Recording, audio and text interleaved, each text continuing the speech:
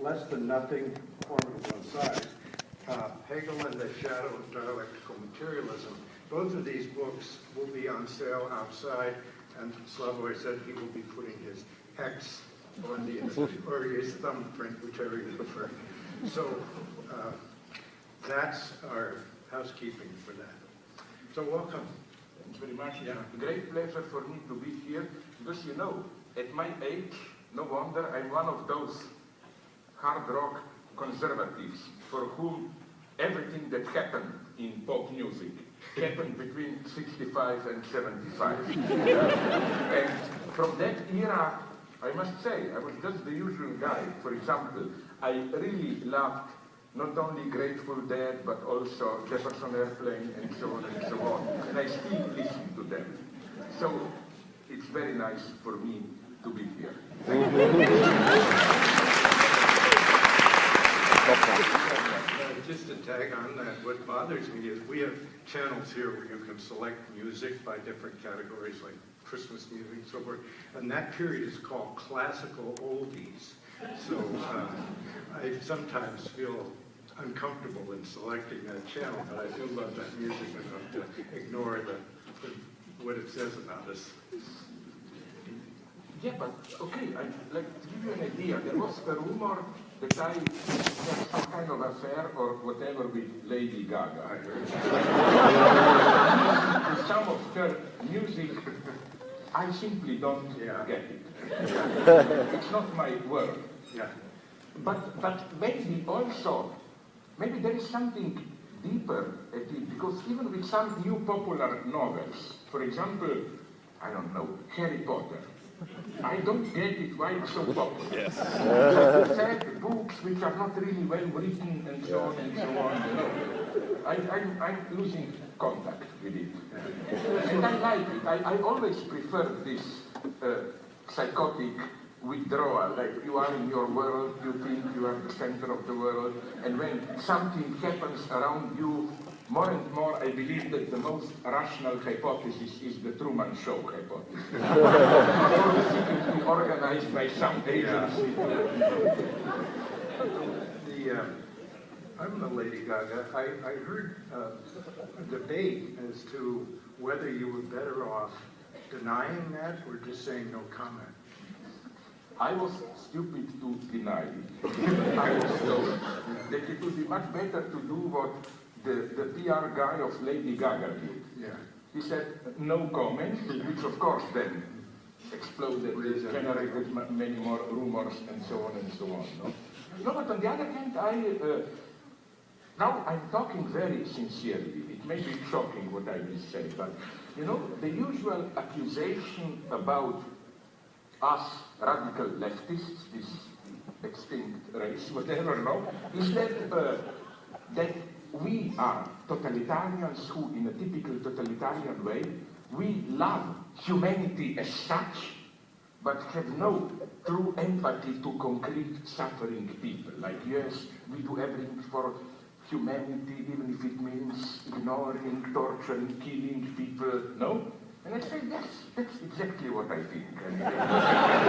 Humanity as such did some great things, great works of art, and so on and so on. Most of the people that I know are boring idiots. There was no contact. I accept this. I even sympathize here with Hegel, who said something wonderful apropos ancient Greece. When Hegel was speaking about Peloponnesian War, he wrote that the only spiritual gain, that is to say, result for humanity of Peloponnesian War was the book that the great historian Thucydides wrote about. Thousands had to die so that a book could be written about it.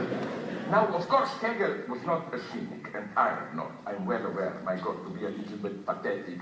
You see one person being tortured, suffer, and then you say, hell, who cares about big spiritual gains if I can save this person? But then, in a certain sense, admit it.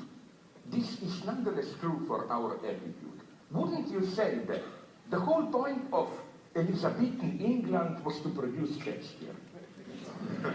And there's even something beautiful in it. Like, this is the real result of Elizabethan England. And now, I'm coming back to your lovely city. Maybe, just maybe, you happened so that Hitchcock could make his virtue.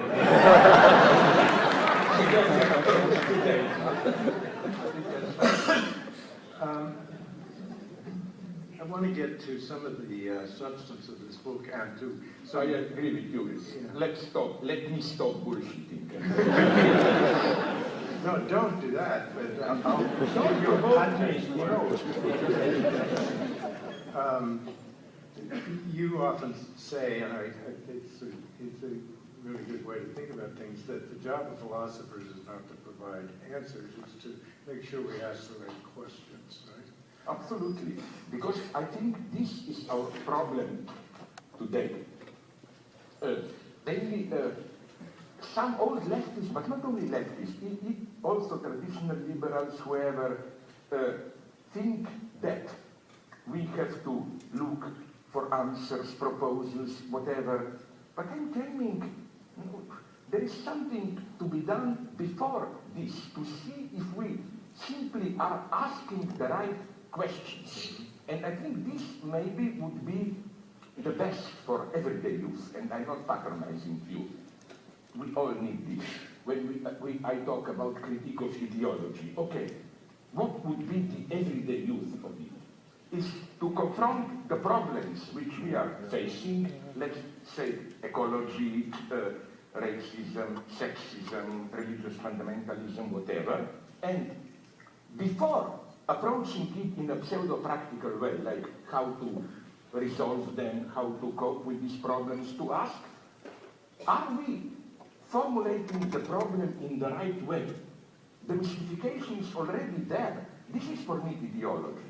Ideology is not dealing with false questions or false problems.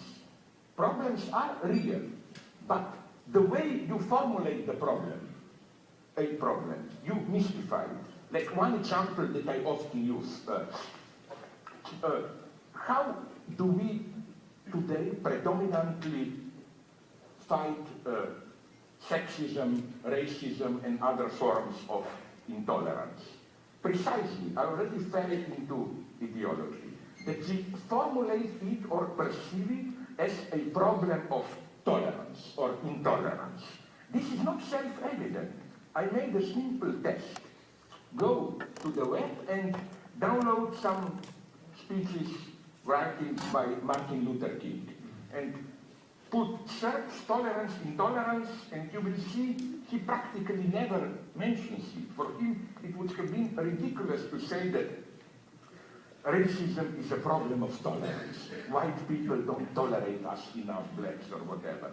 No, it's not this. It's a problem of economic justice, political rights, and so on and so on.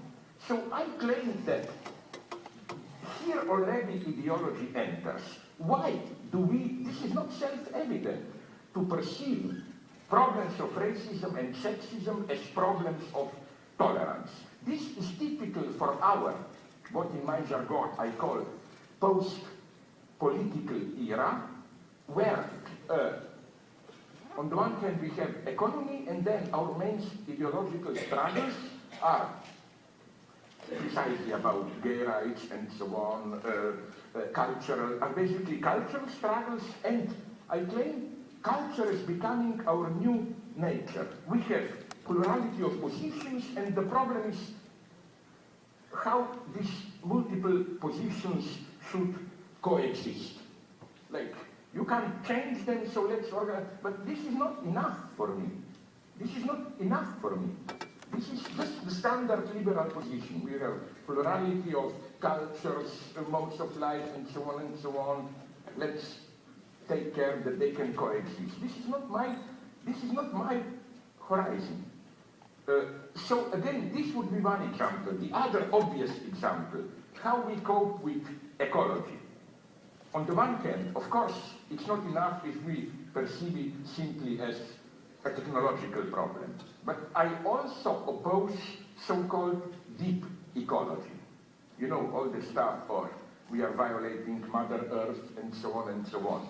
I claim that, crazy as it may sound, but the first step towards really radical ecology is to accept that nature doesn't exist. No, don't be afraid. I don't proposing some crazy subjective idealism, we just imagine it. All I'm saying is that we should drop this implicit image of nature as some kind of a balanced, homeostatic, circular movement, which then we humans, with our hubris, with our excessive imperialist attitude, disturb. And the point is somehow to return to balance. The situation is much more tragic. There is no natural balance to which we can return. If Earth is our mother, it's a crazy bitch of a mother. Think about the example that I always use. Think about oil reserves. Are we aware what kind of mega catastrophe there should have happened, I don't know, hundreds of thousands, millions years ago, so that we have oil reserves today? Nature is not natural balance. Nature has catastrophes all the time. Why do we spontaneously prefer this view of natural balance? Because if we are exclusively responsible for natural imbalance, well, it makes it much easier to fight it, you know, because it simply means we have to change a little bit our style of life. Here comes the second ideology.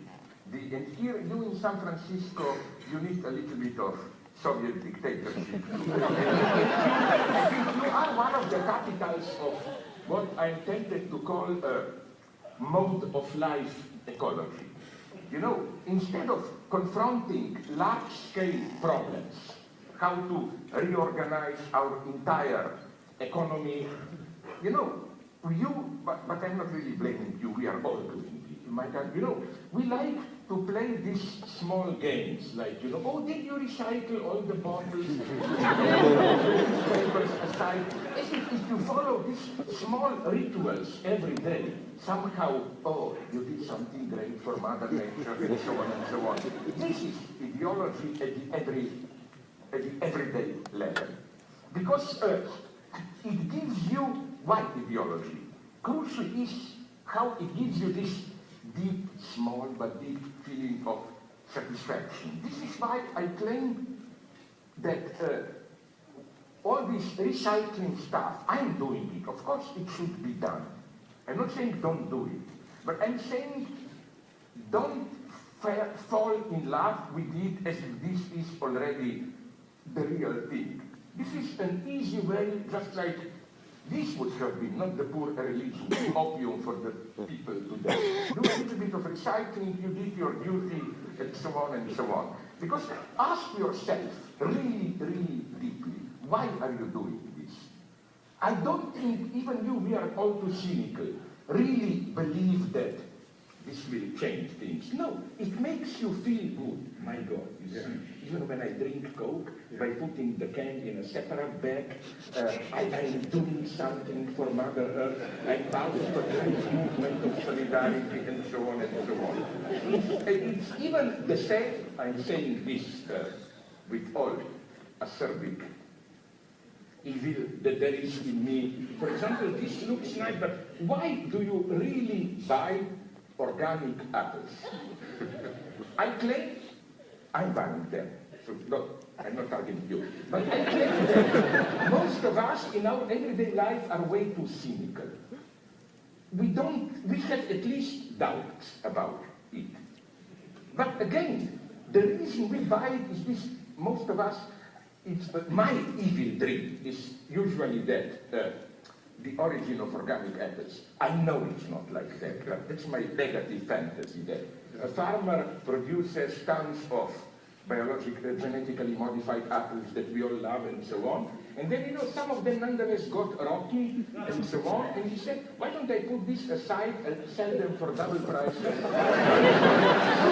No, what I'm saying is only this, that even if we have our suspicions, we buy them because, again, it makes us feel well. You see, I'm doing something for Mother Earth and so on and so on. And here I consider almost a work of a genius the institution of Starbucks. Its ideology at its purest, and the guy, the owner, I listened to some interviews with him, is well aware of it. Why? You know what's the trick of Starbucks. You buy there a cappuccino which costs more than the usual cappuccino, but as they tell you on all the posters and so on, 1% goes to some stupid Guatemala children, 1% goes to save some rainforest, blah, blah. Why is this ingenious? In the old times of traditional leftist anti-capitalism, we were consumers. But then we felt bad, and you had to do something extra, like do something for society, blah, blah, outside consumerism. Starbucks is offering you a perfect solution. No, the price for your extra consumerist duty to society is included into the price of the price. It could have costed $2, it's $2.50 because the additional 50 goes for your civic duty, you contribute, you know, everything is covered. Social solidarity, children in Guatemala, rainforest, and so on and so on. So it's a wonderful solution of what I call once the chocolate laxative solution. Where in the price of a commodity, anti-consumerism is, as it were, included. So it makes you feel well. You see, when I go to Starbucks, my God, I'm also doing something for children in Guatemala, and so on and so on and so on. This, you see, what's my point? My point is that it makes your life much easier. It basically allows you for a little bit of a price you pay a little bit more, but you don't have to worry. What's the problem? I'm doing my duty, I'm recycling, I'm contributing for some children in Africa, whatever you want, and so on and so on. This is ideology of our daily life today. And here, for me, critique of ideology really is operative, should work. I agree with those who claim that 1990, the disintegration of communist regimes was also the end of a certain type of ideology. These big causes and so on, you know, fight for communism, democracy, nation, whatever. But what we are getting today is, if anything, more ideology, but ideology which is simply part of our daily texture. Because how are we interpolated, addressed by society today? There is apparently no ideology. To put it in simpler terms, what does society expect of us? What do we perceive as duty? What are we called upon to do? I would say something like a little bit in liking hedonism. No? No wonder that Dalai Lama is so popular, no? Something like be true to yourself, realize your potentials, live authentically, and so on and so on. This is how things appear to be. My thesis, this is why I'm dealing with religion so much, is that this liberation is false. It's not true that we live, as conservative fundamentalists claim, that we live in a hedonist era, whatever. We maybe believe more than ever today, but we practice our beliefs. This is what is so unique for me in our era, and this is the truth of so-called cynical functioning of ideology. Beliefs exist, paradoxically, we practice them, even if no one effectively in the first person believes. The phenomenon here is the one that I described already in a 10-year-old book of mine, Plague of Fantasy, using the term of an Austrian friend of mine, a young philosopher called Robert Faller, interpassivity. You know, in so-called primitive societies, you get weepers, women whom you pay that they cry for you at the funeral, so you can deal with inheritance, whatever, more interesting. They cry for you. Then a similar thing in Tibetan Buddhism, maybe others. You know, like you put your prayer on a piece of paper, you put paper into that praying wheel, and it just turns around, and like objectively through that turning, praying wheel, you are praying. You can think about sexuality privately, it doesn't matter. You are praying. Now you will say, yeah, this goes for so-called primitive societies. No, we are the same. Think about what I think is, and I really mean it, maybe the greatest contribution of the United States to world culture.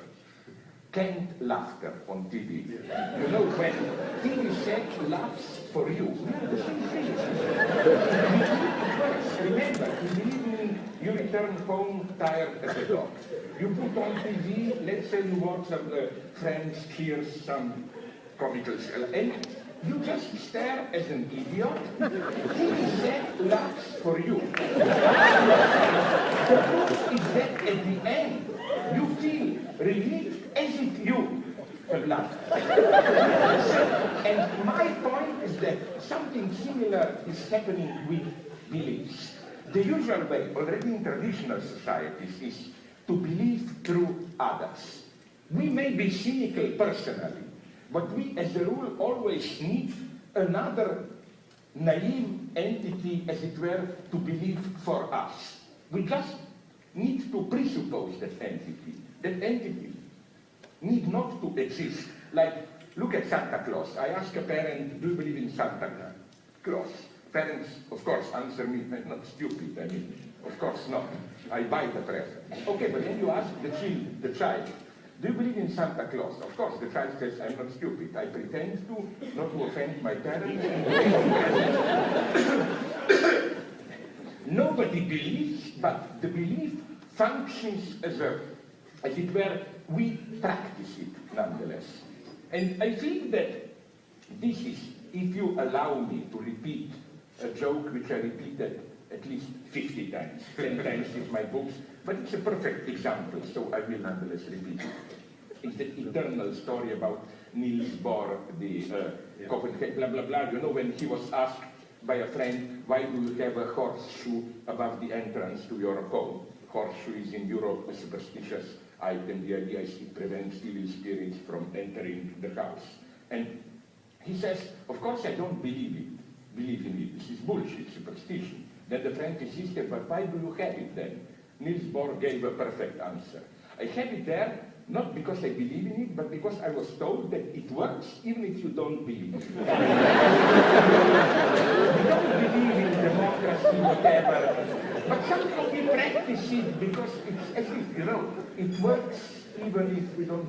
So again, this is what interests me so much today. If in the old times, if these old times ever existed, I'm not sure, because we thought that we believed, but then in our inner life we were cynical, mocking authorities. Today we live in a strange era more and more where publicly we are cynics and so on. What we conceal from ourselves is not our doubts and disbeliefs, but precisely we conceal from ourselves our beliefs. This is what Jacques Lacan, my big reference in psychoanalysis, says the true formula of atheism is not God is dead, but God is unconscious.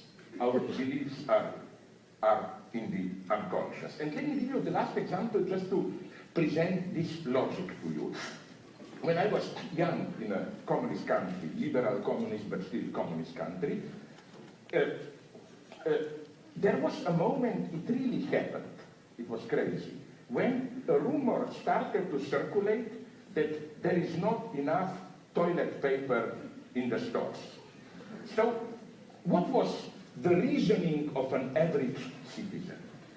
I mean, communists at some point at least, later they screwed it up, didn't do such a terribly bad job in economy at that point. So we all knew there is enough toilet paper. no reason for panic. But each of us was thinking like this. But what if there are many people who believe this rumor? So they will go to the stores and buy too much toilet paper, and then really there will not be enough toilet paper. So to act against this case, let me go to the store and buy a lot of toilet paper. So you see, everyone accepted that there is really no crisis. But with this reference too, there are some naive people who think there is not enough toilet paper. The result was that there really was not enough toilet paper. But you see the point. No naive guy needs to exist.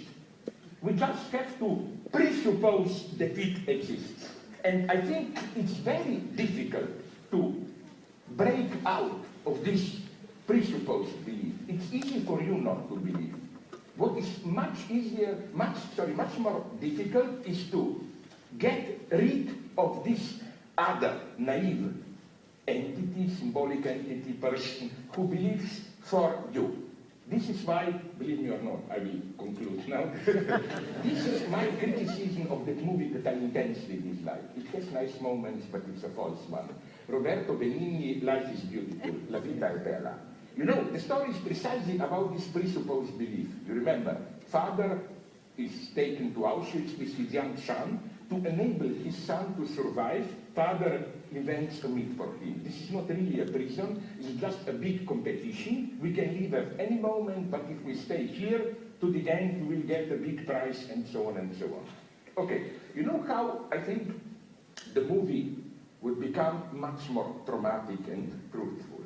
If, at the very end, you remember it, if you saw the movie, when father is taken away to be shot by the Germans, if father were to learn that the son also just pretended to believe, that the son knew all the time that the story is a fake, but the son, as a good, compassionate son, reasoned like this: my father is telling me bullshit a story, but if I make it clear to him that I don't believe it, it will make the situation much more difficult to my father.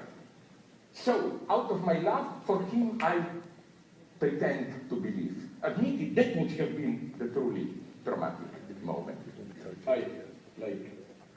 Maybe you saw now what I ironically refer to as the Fidel Castro aspect of me. But you know, Fidel comes and says in Cuba, comrades, just 10 minutes remark, then if he is very ill, it's 3 hours.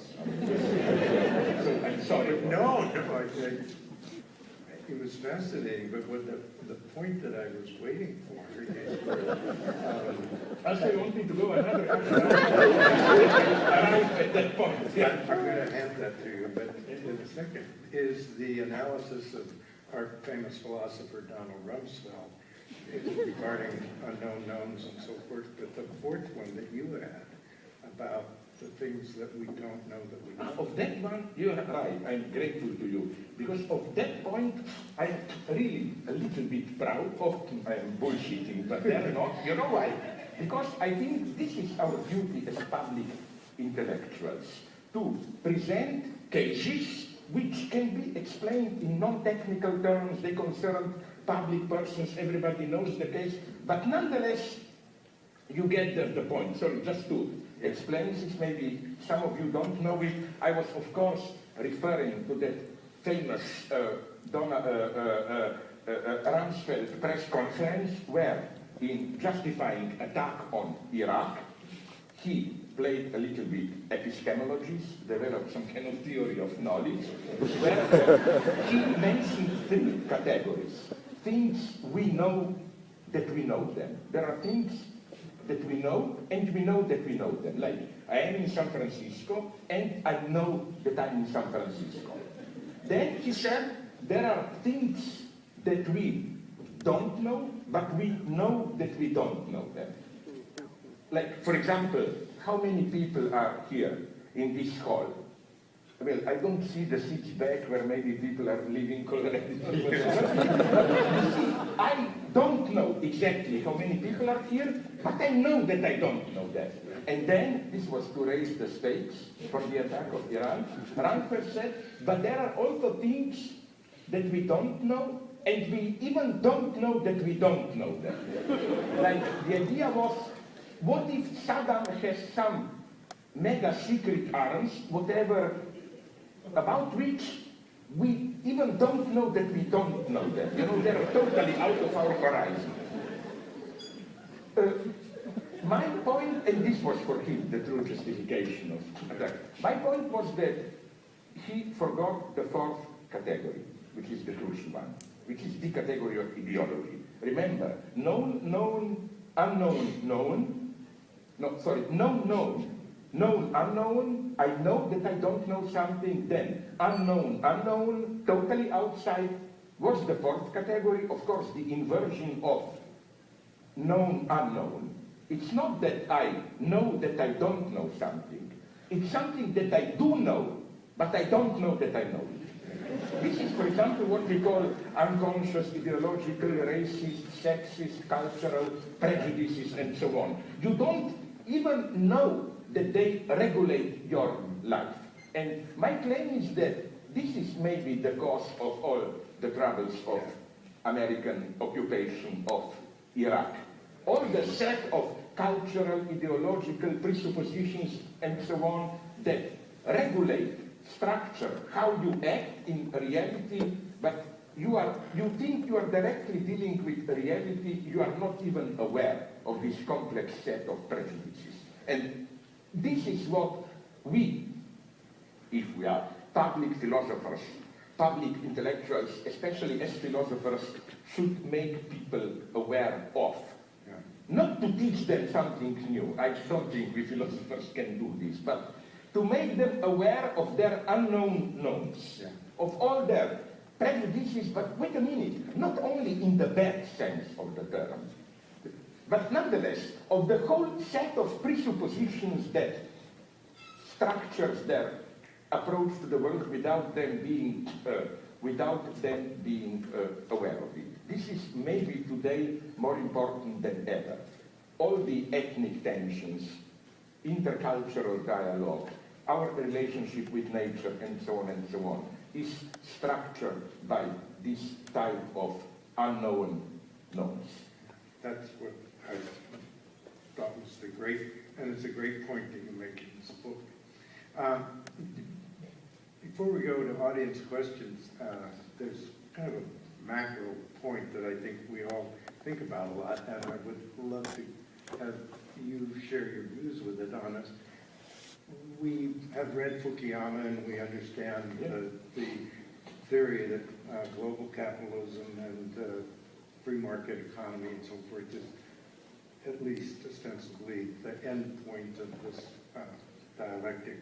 But we're looking today at a world that doesn't seem to be fitting that pattern anymore. We have the state capitalism in Asia, or Asian capitalism. We have problems that it doesn't seem that our system can handle, such as you talked about ecology, intellectual property, and new forms of apartheid and genetic engineering. So where, as we think about what the right questions are to ask with regard to societal solutions, or at least challenges to these, where do we start thinking about it? It's the fundamental question today, because just with regard to Fukuyama, one has to admit he is nonetheless, in a certain basic sense, an honest guy. Yeah. For example, he recently publicly claimed that the very fact of biogenetics, that is to say, the realist perspective that relatively soon we, and the problem is who is this we, private company, state, or who, will be able to directly manipulate our psychic properties and so on. The very prospect of this type of biogenetic manipulations, he said, renders obsolete my thesis on the end of history. So Fukuyama himself is no longer a what they call him Fukuyamaist. And this is my problem here. Of course, in a certain immediate sense, Fukuyama was right. 1990 was the end of a certain epoch. It was, let me be brutal, I'm saying this as some kind of communist. 1990 was the end of the 20th century. By this I mean a certain epoch which defined 20th century, a certain epoch of the radical and other types of left, Soviet communism, Western, social democratic welfare state, and so on and so on. That time is over. We have to accept it. And even now, it's difficult to accept it. I mean, listen, it's not only Occupy Wall Street. I was in Greece, I debated with protesters and listened to them with sympathy. But then I asked them, I like to ask these embarrassing questions. And they all amount to one the same point. What do you want? Okay, it's easy to protest. But I don't like this moralist protest like, you know, when people say, enough of financial speculations. People shouldn't serve money, money should serve people. But that's bullshit. Hitler would have agreed with it. You know? Like, when I asked them in Spain, in Greece and so on, okay, what do you want? Do you want the return to the old social democratic state? Do you want just a little bit more honesty in the existing system? Do you want something more radical and so on and so on? We don't have answers here. And I don't pretend to offer any easy answers here. All I'm saying is, and that's more of a tragic position, I think, that I'm in. All I'm saying is the following. Capitalism is, liberal capitalism as we know it, is approaching a certain limit. By this I mean the following. There is a whole series of problems. You enumerated them. The main I see, ecology, the biogenetic prospect, new forms of apartheid, of inclusion, intellectual property. I think capitalism in the longer term will not be able to deal with it, to fully commodify knowledge. I think that all these problems are basically communist problems, the problems of commons, of something that should be the shared substance of our life. Nature is not yours or mine. Nature is out there for all of us. Knowledge should be like this. Biogenetic shouldn't be controlled, and so on. Now, so communism for me is the name of a problem, and I'm the first one to be fully aware that communism in the 20th century style is definitely not the solution. We will have to deal with this problem. Now, my point is the following one, that as you also very nicely hinted at, an additional, maybe crucial problem is what is wrongly, of course, it has nothing to do with Asia, poetically called capitalism with Asian values. China, Singapore, and so on. Are we aware how tragic the lesson of it is? Because let me be honest, I don't like to bullshit. Till now, there was one good argument for capitalism.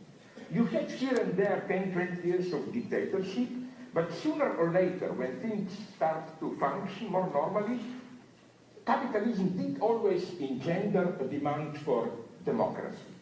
What I am afraid is that what we poetically refer to as capitalism with Asian values means that this eternal marriage between capitalism and democracy, and I'm not talking in any obscure Marxist sense of some authentic democracy, I mean simple democracy that we enjoy in some countries, this marriage is approaching divorce. What's so dramatic about China? I admire Chinese people, they are creative, whatever you want, but the problem is this one, that we have there a system which is economically a mode of capitalism even more dynamic, destructive, constructive, dynamic, creative, exploding with new modes of production and so on and so on. Capitalism, but which functions perfectly with an authoritarian political system. And it's not only China, it's also Singapore and so on, and I think this is gradually expanding. What was the result of the last crisis? That even in Europe, the bastion of democracy, for example, in Greece and in Italy, and it's spreading, the latest fashion is technocratic expert government, which de facto means, I wouldn't say a suspension of democracy, but some kind of a, I don't know how to call it exactly. Democracy is yeah, why not? Precisely not abolished, but suspended. In the sense that people seem to accept enough of democratic gains, only some neutral experts can take us out of this, and the irony is that these experts are then usually precisely the same guys, bankers and so on, who brought us into this. No? What I'm saying is that this maybe is the last poetic revenge of 20th century communists on Fukuyama. Yeah. Okay, you won, but we, ex-communists, are now emerging as the best managers of your global capitalism. Definitely better managers than standard liberal capitalist regimes, and so on and so on. This, for me, is the real problem. I don't see any easy solutions. I'm not bullshitting. I'm not saying, oh, a new Leninist party is there or whatever. I'm ready to go pretty far here. I also don't believe in what is really the secret treasure in the heart of every leftist. There are authentic leftists who are ready to drop, yeah, welfare state is at its end, yeah, Stalinism, 20th century communism was a horror, but what about those authentic communities of cooperatives, direct democracy, and so on and so on? No, this can play a subordinate role. This is not a solution. So, what I'm saying is that, okay, then nothing will happen. I don't like the society which will emerge if nothing will change. If nothing will change, things will soon change even more radically. I predict that if the existing global system is, as it were, left to itself, a new authoritarian society with new apartheids, new divisions, and so on, will gradually emerge, which will not be the old fascism. I absolutely don't like the way whenever you have some authoritarian tendencies, people say fascism, fascism. This means the laziness of thinking.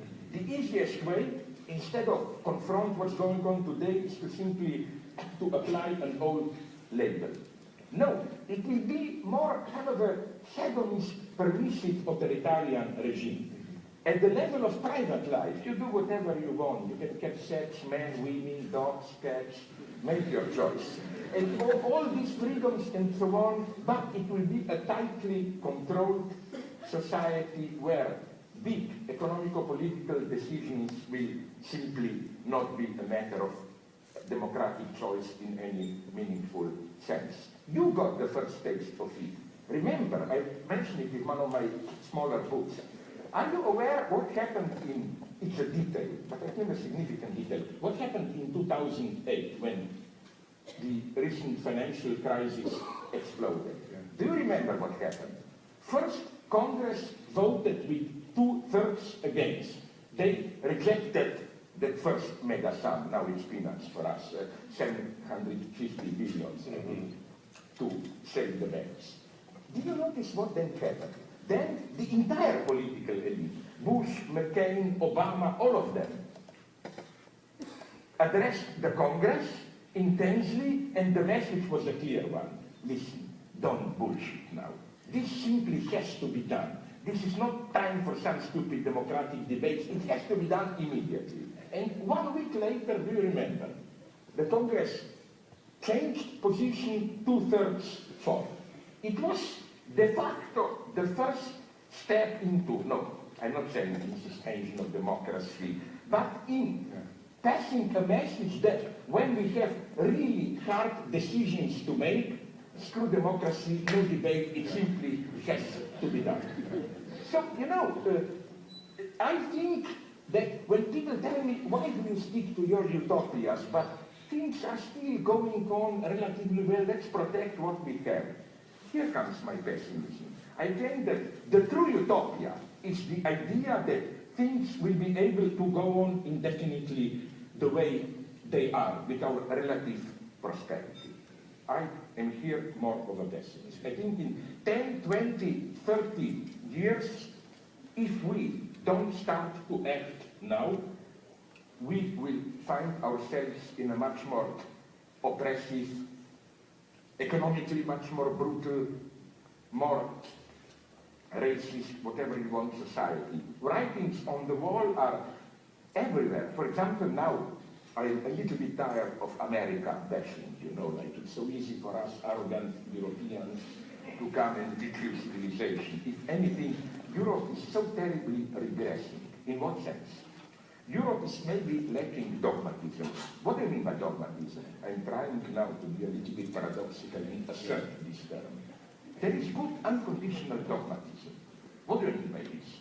That some things are simply accepted. You don't debate about them. You will say this is not good. It is. Let's take women's rape. Sorry to tell you, but I wouldn't like to live in a society where you have to argue that women shouldn't be raped. In fact, I would be very worried if I would have lived in a society where, you know, when somebody gives you that bullshitting, you know, women may protest, but secretly they like it, blah, all the bullshit.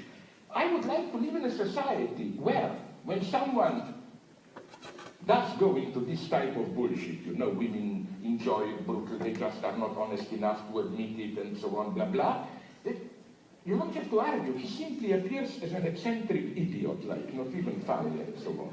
And so the true test of public morality, I take this term very seriously, is which are the things that you can say publicly without appearing an idiot. It's not up to me to make judgment on the United States, where with the last Republican candidates you have problems of your own. What the Republican Party is offering now, I really miss even George Bush. Remember his wonderful slip of tongue when he said,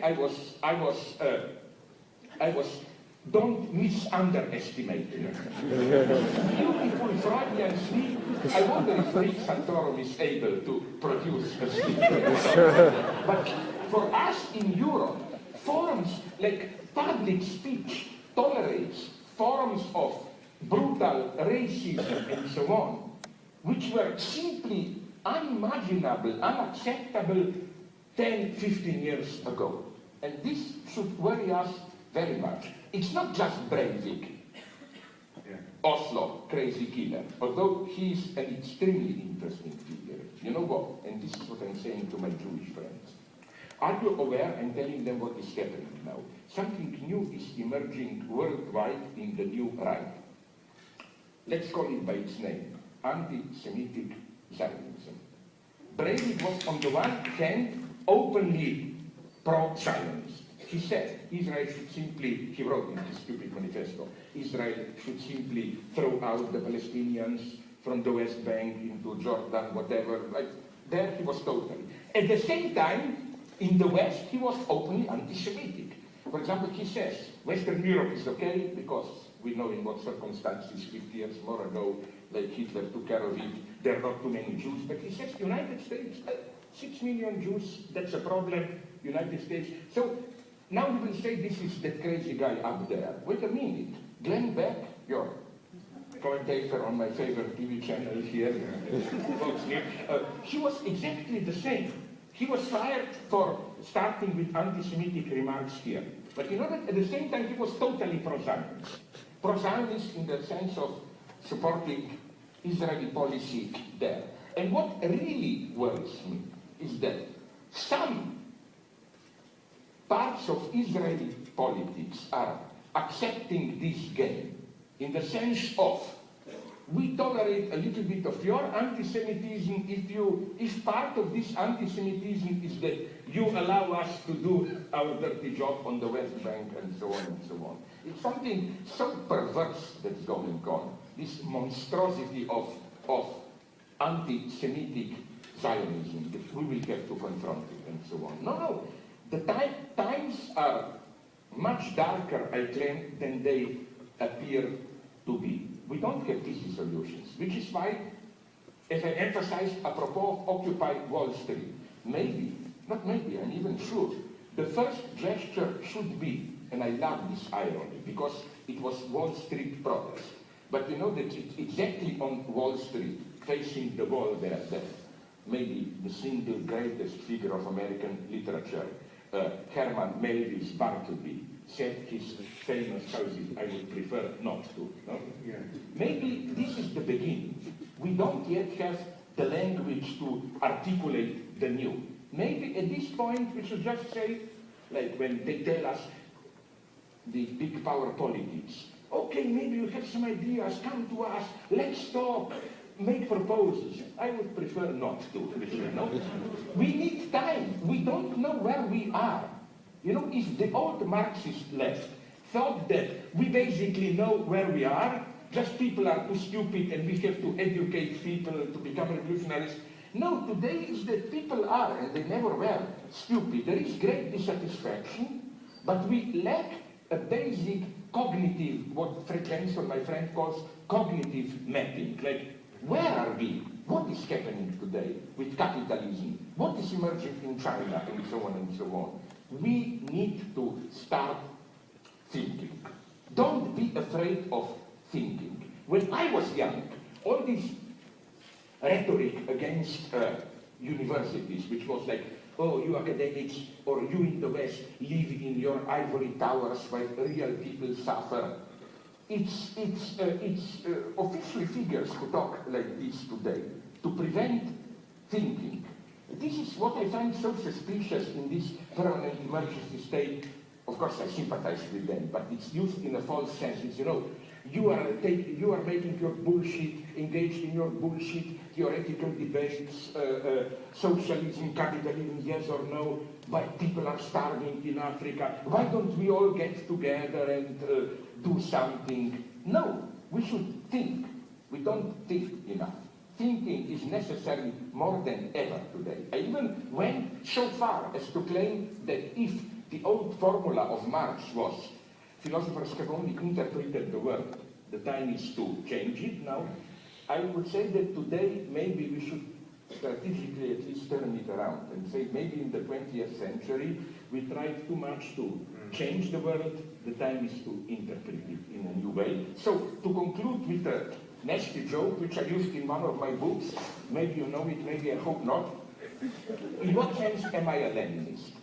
Because I wrote a book in a very limited way, just celebrating Lenin, but only at a certain point. I'm well aware that how Stalinism emerged out of Leninism. I was thinking about a joke from my youth, communism, living in a communist country. You know, in all our classes, we had these words of Lenin. Like when Lenin was asked advice, what would your advice be to young people? These deep words, stupidities, of course. Well, learn, learn, and learn, you know. So we all had this. So with reference to this, the joke goes, you know, those mythic jokes, you know. They asked Marx, Engels, and Lenin, what do you prefer to have, a wife or a mistress? Marx, more conservative, said a wife. Engels, Marx's companion, more libertarian, said a mistress. Lenin said, I want both, wife and mistress. Now, people were shocked, like, isn't Lenin a more Puritan conservative? What? So they asked him, how, Comrade Lenin? Why? Lenin answers, so that I can tell to my wife that I'm with my mistress, and I can tell to my mistress that I'm with my wife. And then they asked Lenin, okay, but then what do you do? He said, learn, learn. Exactly this is what we need today. If wife is established order, if mistress means transgressive demonstrations but which don't reflect. Yeah. Tell your wife you're with mistress, tell mistress you're a wife, and study. Learn, learn, and learn. And that takes us back to asking the right questions, which is where we started. You mean for them? For them. Let me just make a warning to you as it is clear from what I was saying. That, you know, now we engage in a dialogue, and I like dialogues. But I like Platonic dialogue. Which one? You know, late Plato. How do late Plato's dialogues look? One guy talks all the time, and the other guy just every 10 minutes says something like, by Zeus, so it is.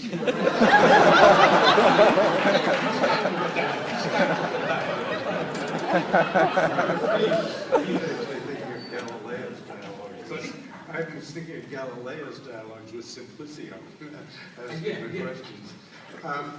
We have two microphones. This is our own democracy. We have two microphones, and what we'll do is alternate back and forth. Try to make your questions into questions, and try to be brief so that we can get in as many as we can. And let's start over here.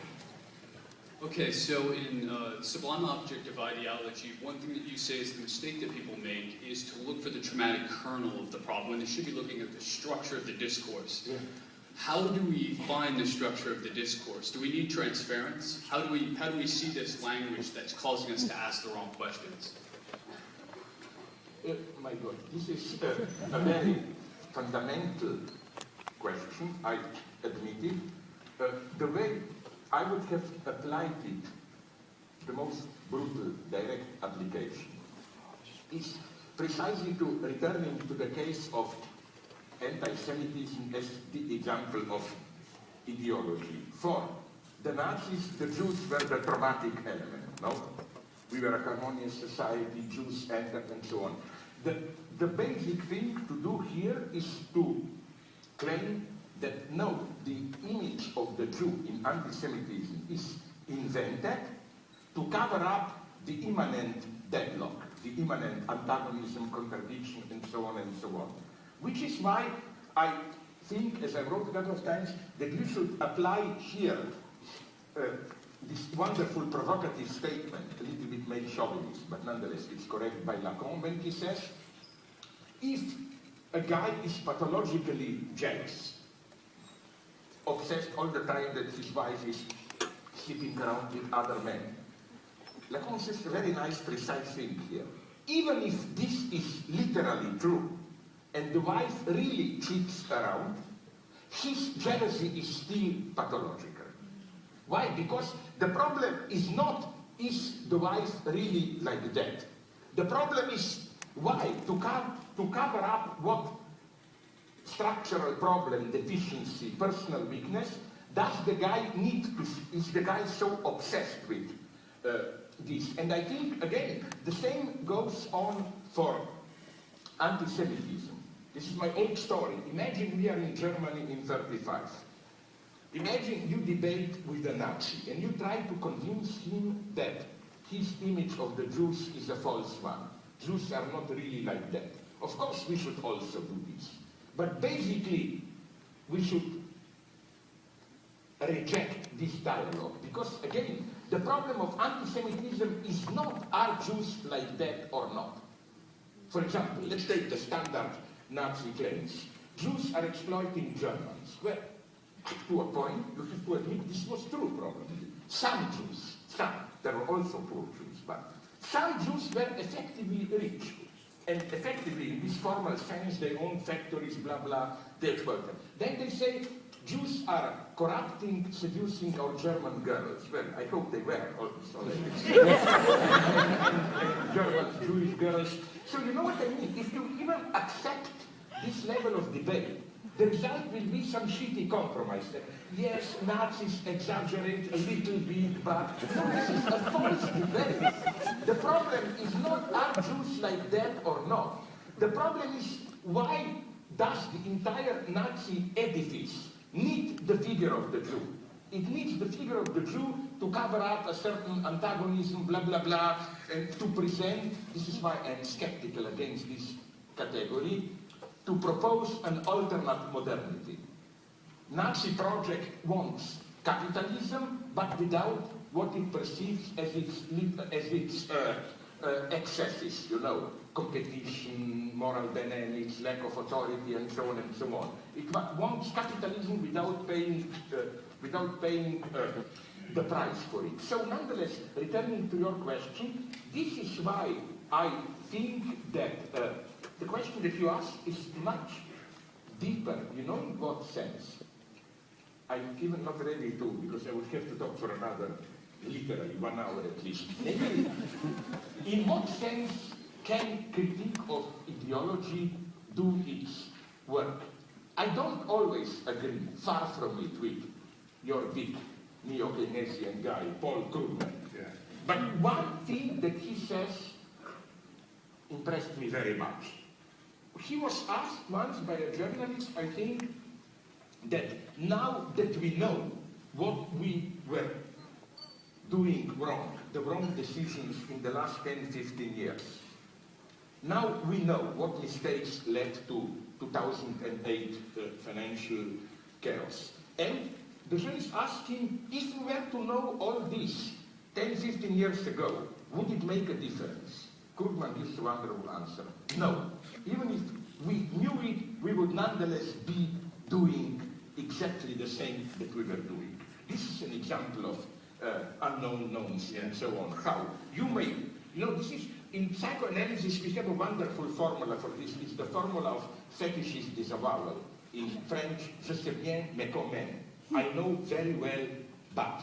Like this is admitted, the attitude of most of us apropos ecological crisis. I know very well that we may all die, but nonetheless, I don't really take it seriously. I don't really believe it. So the question here is a fundamental one. What type of critique of ideology works today? Some people, I disagree with him here, like although they are opposite theoretically, Noam Chomsky and my friend Fred Jameson, they have a radical position with which I disagree. 2 years ago, a friend of mine had dinner with Noam Chomsky, and Chomsky told him, today things are so open, reality is so cynical that we don't need any theoretically elaborate criticism. We just have to tell people all the stories of corruption, manipulation, what goes on. Fred Jameson wrote somewhere something similar, that today public ideology is so cynical, like in the war on Iraq, everyone knew it's not about freedom, it's about oil, blah, blah, whatever, that we don't need critique of ideology. I think we do. I think this image that reality is so brutal that we just have to show people how things are is deeply, totally wrong. But the point is, again, that the Krugman problem persists. How to do it so that it will be efficient. What I'm developing here is something that I developed, maybe you know it, in some of my previous books, where I draw a certain parallel with psychoanalysis.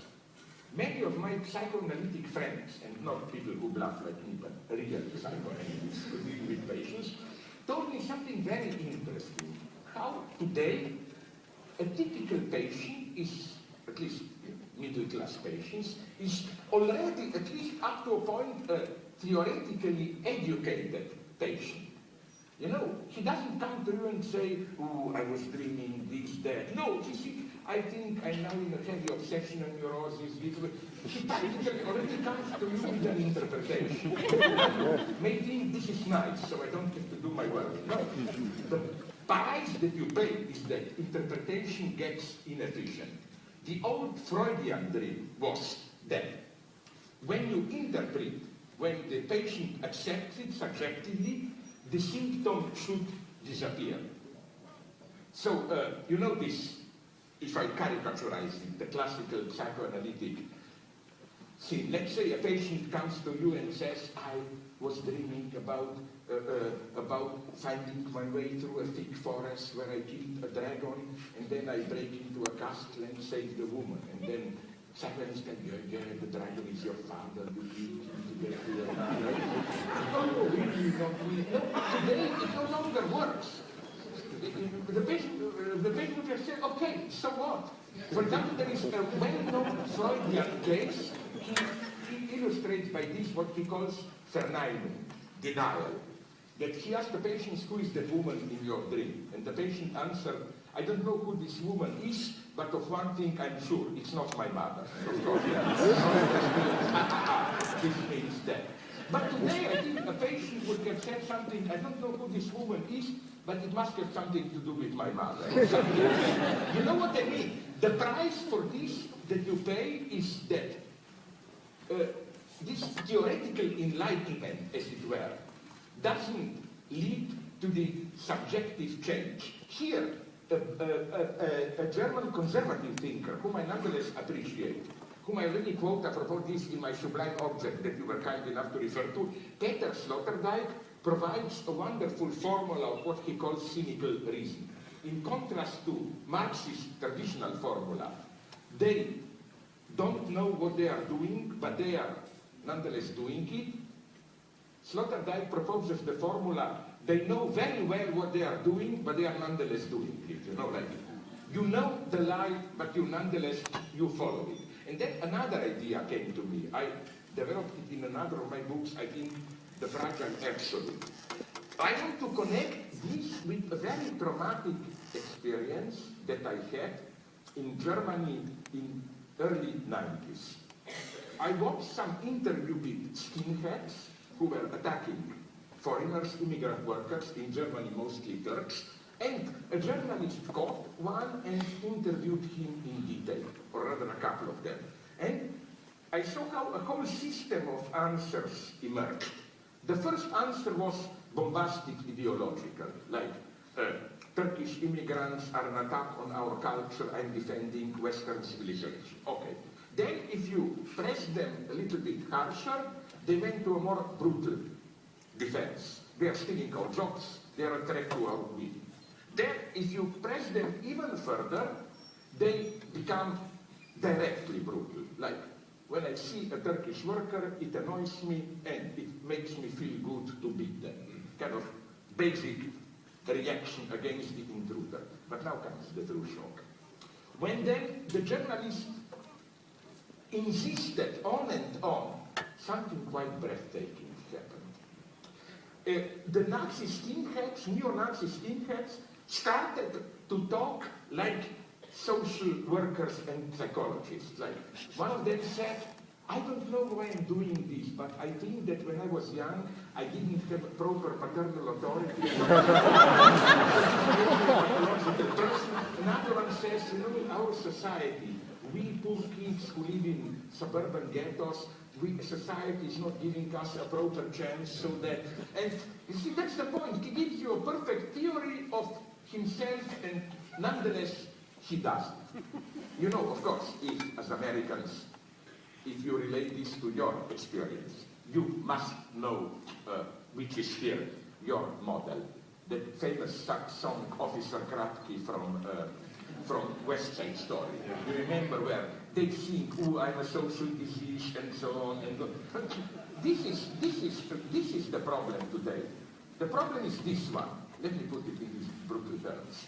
The right-wing formula was the one of Joseph Goebbels. You remember his famous statement, which of course he never made, but this is the fate of statements. They are always misattributed. It was another lower Nazi that said this.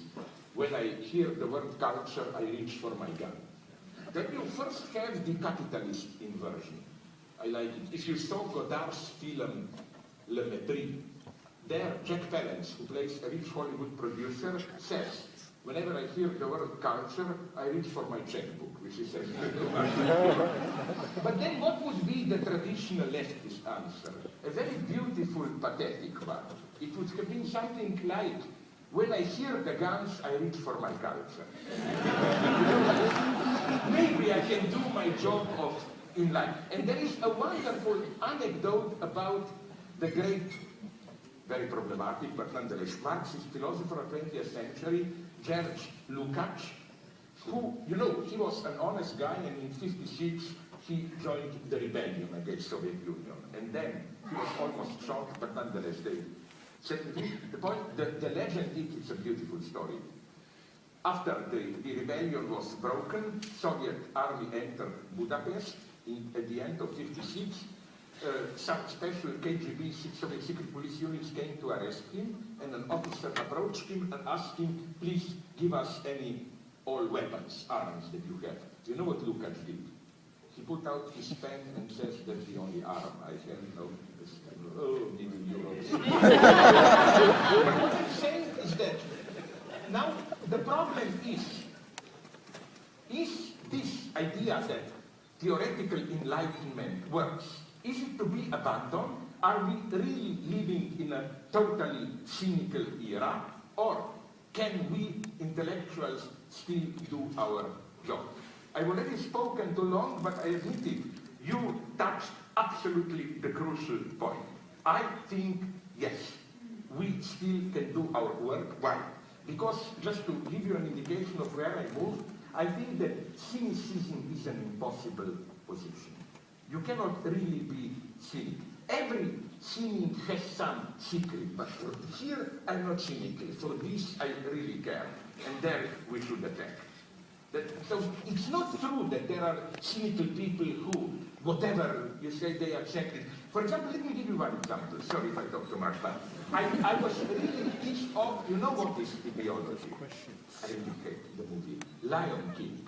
Where do you have that find ideology? You remember that song, The Cycle of Life, where, of course, it's sang by the father on the top, lions. But the son asked him, but isn't it evil that we lions eat zebras? And then the father thinks, oh, it's all one big cycle of life. It's true that we eat zebras, but then we die, we turn into sheep, we feed the grass, grass is eaten by zebras, we eat zebras, so it's all big circle of life. Okay, but like to be very cynical, let me return to Life is Beautiful, the movie. Can you imagine a dialogue there where the son asked the father, Dad, why are the Nazis killing us Jews? Why are they treating us like that? And the father to start to sing, oh son, it's all one big cycle of life.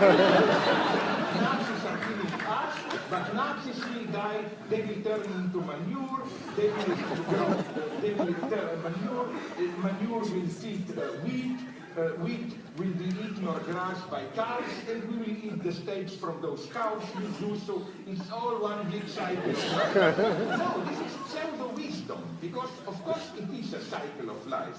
But fuck it, I hope there is a possibility of a cycle of life where like millions of Jews or whoever don't have to be killed. No, we can precisely change the cycle of life, which is why I'm fanatic against this position of wisdom.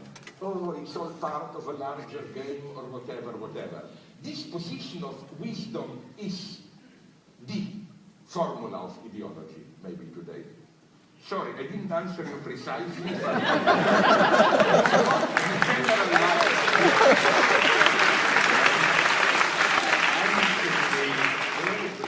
saying we have run out of I will be radically short. At least let's pretend that we are in a democracy. I promise. I will do it in a Zen-like way, like clap with one hand. No. Less. Okay, less. All right, we have one more question. But there is also a guy on the left side. Why do you think only the right? Sorry. No, if the lady began, just don't exclude them later. Going back to your unknown knowns, I heard a talk recently about Marx that said Marx hated the idea of common sense because the idea of common sense was basically, the bourgeois attitude reified into an assumption that and I think that you're right to say, in contemporary political life, to connect it to Rumsfeld, this idea, particularly in American political life, of not going behind the assumptions. And I think everybody in this room is someone who would investigate their own assumptions and be very critical. The question is, how do you, as a public intellectual, as a person as a citizen, how do you push that with people who, by their very nature, are so unwilling to sort of dig below that surface, to sort of step back from the common sense? Perfect question, because I agree with you, but you also said something similar, and I wouldn't even say persons who are in ideology, sorry to put it in these reified terms, but we are naturally lazy. We have to be forced to think. It's not natural to question all these things, which is why maybe I'm making a total mistake, but which is why I like to begin, and this then brings me a lot of trouble, with some provocative statement. to at least awaken people. Like, it brought me a lot of trouble, as you maybe know, when I wrote in my violence book, then it was first from there that the problem with Hitler was violent enough, no? Then a Jewish friend told me, what? He should have killed all of us or what? No, I told him, his violence was reactive violence of a weak guy. He was ready to kill millions to avoid doing what would have been a real violence, where nobody would have been killed. The violence of changing the capitalist system, blah, blah, blah. So I think that we need a little bit, not in the Naomi Klein sense, but in this sense of shock, not therapy, shock education. You know, you have to confront people through shocking examples with a totally different perspective. Like, you have to, as it were, awaken them and then provide a different example. Because again, I here agree with you and even ready to go to the end. Although you know, concerning common sense, it's a very complex question. Because on the one hand, yes, I agree with you. Because like Orwell's 1984, is the problem of his analysis there, I claim, is that there is precisely too much of common sense. He has the view that there is some common sense, simple truth, love, and so on, and totalitarian regime oppresses this. Hey, I doubt this totalitarian regime really functions in such a way, you know. But okay, I promise to be. So now we go to this gentleman. We have fulfilled our political spectrum. Party committee will decide if you really... Mr. Zizek, I have a question about the fourth category, about the things that we know, but we don't know that we know them. Can you recommend to us a few effective tools that you perhaps found do not be used as much as they should be used to help us uncover those things that govern our actions, whether it's love, hate, jealousy, passion?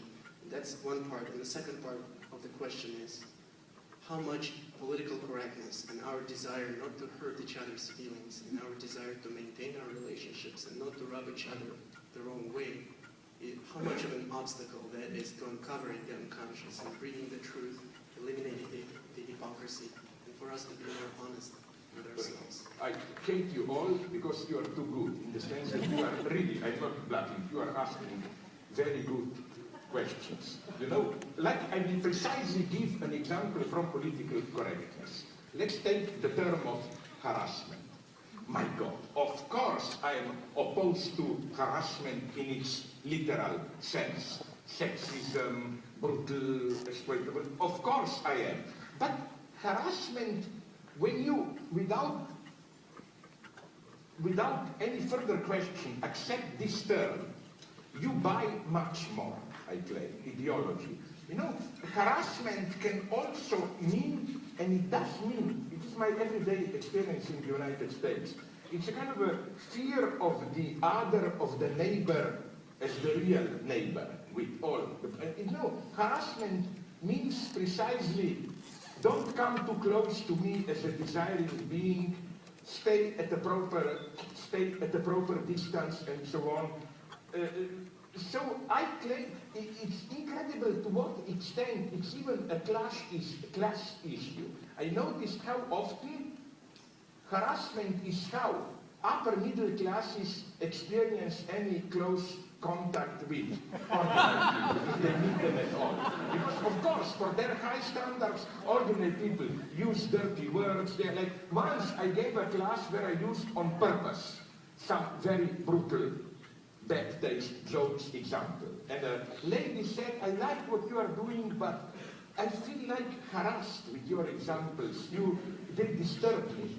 And I told her brutally, why do you think that your shitty, authentic experience counts for anything?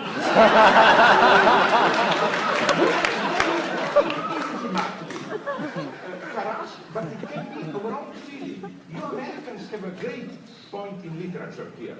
Maybe the key dialogue in, I think it's Huck Finn. You remember when he helps the black slave to escape or what? but he feels intimately, terribly guilty, sinning, and so on and so on. It's a very authentic feeling, but it's the wrong one. So, you know what I mean?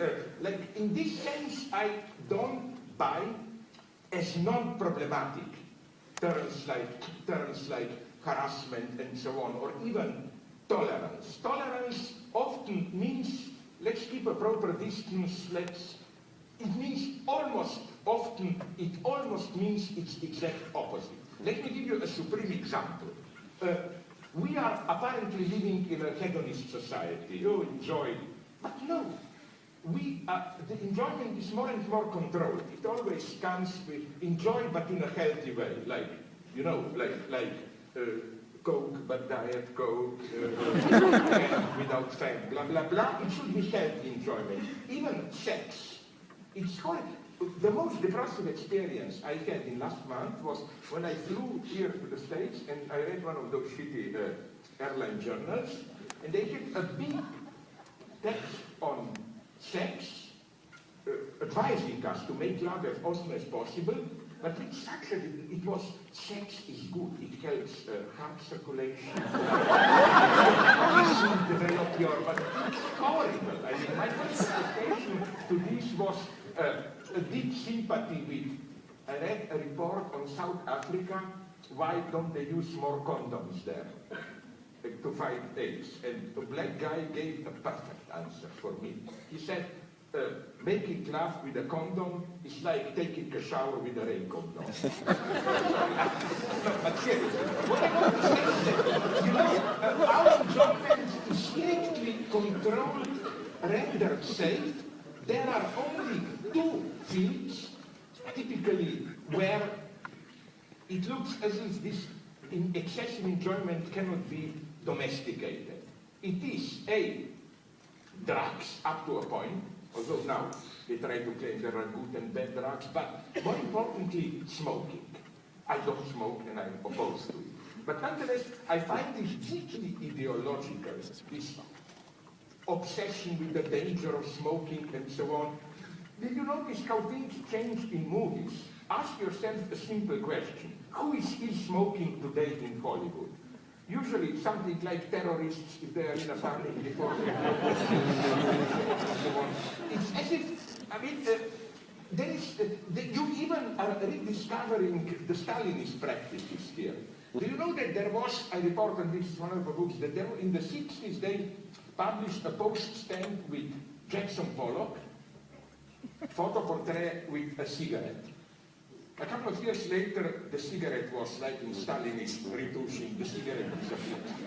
Do you know that now they are even talking of digitally erasing cigarettes from old Hollywood classics so that they're not and so on and so on. So, again, I'm not for smoking. I'm just saying that you buy, that it's not as innocent as it appears. This would have been my examples here. But okay, I would have to go too far into it, I'm sorry. Yeah. I'm sorry for the rest of you, because we really have to draw this to a close. I remind you of our book signing outside, and Slavoj would be happy to answer more questions. And I am grateful to you.